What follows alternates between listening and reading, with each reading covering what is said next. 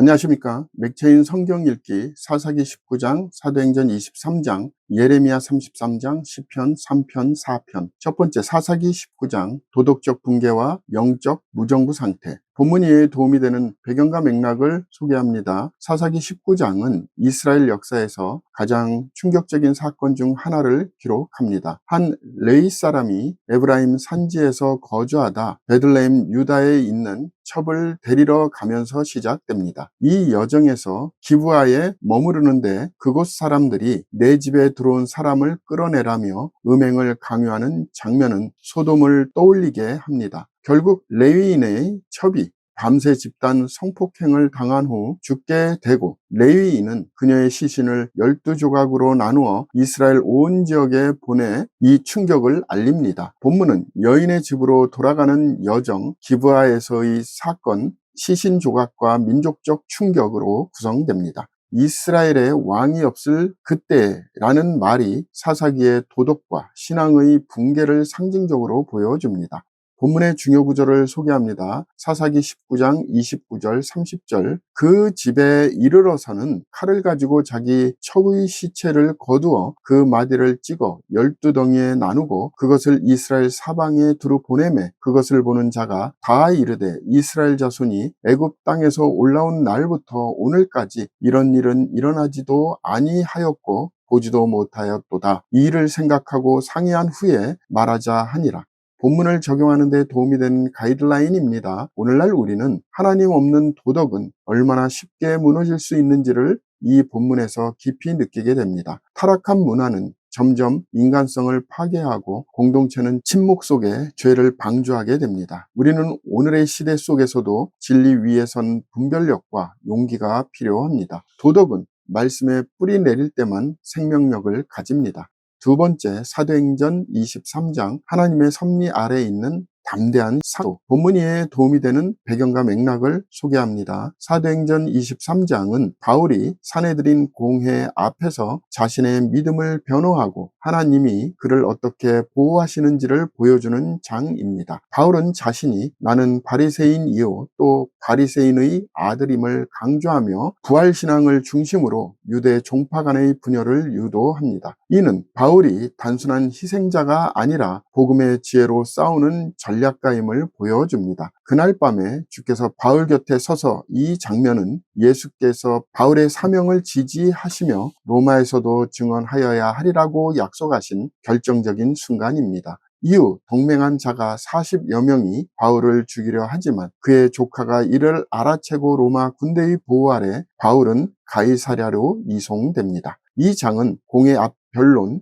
주님의 확증, 암살 음모와 구출로 구성됩니다. 본문의 중요 구절을 소개합니다. 사도행전 23장 11절. 그날 밤에 주께서 바울 곁에 서서 이르시되 담대하라, 내가 예루살렘에서 나의 일을 증언한 것 같이 로마에서도 증언하여야 하리라 하시니라. 본문을 적용하는 데 도움이 되는 가이드라인입니다. 오늘날 우리는 하나님의 사명을 따르다 보면 때로 위협과 고난 속에 서 있을 수 있습니다. 하지만 하나님은 결코 그분의 종을 홀로 내버려 두지 않으십니다. 주님이 함께 계심을 믿고 그분의 약속을 따라 담대히 앞으로 나아가야 합니다. 사명은 환경이 아닌 하나님의 말씀에 의해 완성됩니다. 세 번째, 예레미야 33장, 회복의 약속과 다윗의 영원한 언약. 본문 이해에 도움이 되는 배경과 맥락을 소개합니다. 예레미야 33장은 예루살렘이 멸망 직전이었지만 하나님께서 장차 베풀 회복과 번영의 약속을 예레미야에게 다시 선포하신 장면입니다. 내가 내게 응답하겠고 내가 알지 못하는 크고 은밀한 일을 내게 보이리라는 말씀은 감옥에 있는 예언자에게 주어진 위로의 말씀입니다. 이어서 다윗에게서 한 공의로운 가지가 나게 하리니 라는 예언은 메시아의 도래와 의로운 통치를 예고합니다. 또 레위 사람 제사장들도 끊어지지 아니하리라는 표현은 영적 질서가 회복될 것을 말합니다. 이 장은 회복의 약속, 다윗 언약의 재확인, 언약의 불변성으로 구성됩니다. 본문의 중요 구절을 소개합니다. 예레미야 33장 16절. 그날에 유다가 구원을 받겠고 예루살렘이 안전히 살 것이며 이 성은 여호와는 우리의 의라는 이름을 얻으리라.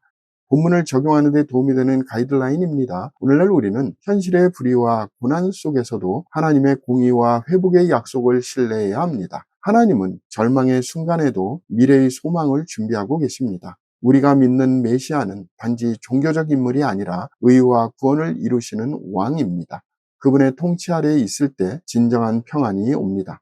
오늘의 마지막 본문 시편 3편 4편 고난 중에서도 주를 향한 신뢰. 본문 이에 도움이 되는 배경과 맥락을 소개합니다. 시편 3편은 다윗이 그의 아들 압살롬을 피할 때에서 지은 것으로 극심한 배신과 위협 속에서도 주는 나의 방패시오 나의 영광이시오라고 고백하는 신뢰의 시입니다. 반면 시편 4편은 밤에 드리는 신앙의 고백으로 내가 평안히 눕고 자기도 하리니 라는 마지막 구절이 보여주듯 외적 고난 속에서도 내적 평안을 누리는 믿음을 보여줍니다. 두 시편은 외부의 공격, 내부의 불안이라는 이중적 위협 속에서도 하나님을 신뢰함으로 견디는 자의 고백으로 읽힙니다. 하나님은 고난 중에서도 듣고 응답하시는 분이심을 강조하며 시편 3편은 주의 보호하심, 4편은 주의 평강이라는 주제로 나눌 수 있습니다. 본문의 중요 구절을 소개합니다. 시편 3편 3절 4절 여호와여 주는 나의 방패시오 나의 영광이시오 나의 머리를 드시는 자이시니이다. 내가 나의 목소리로 여호와께 부르짖으니 그의 성산에서 응답하시는도다. 본문을 적용하는 데 도움이 되는 가이드라인입니다. 오늘날 우리는 삶의 여러 위기와 정서적 불안 가운데서도 하나님께 피할 수 있는 은혜를 가졌습니다. 외적으로는 답이 없어 보여도 하나님은 우리를 보호하시고 회복시키십니다. 고난은 믿음을 자라게 하며 기도는 영혼의 안식을 가져옵니다. 하나님만이 진정한 평안을 주시는 분입니다. 감사합니다.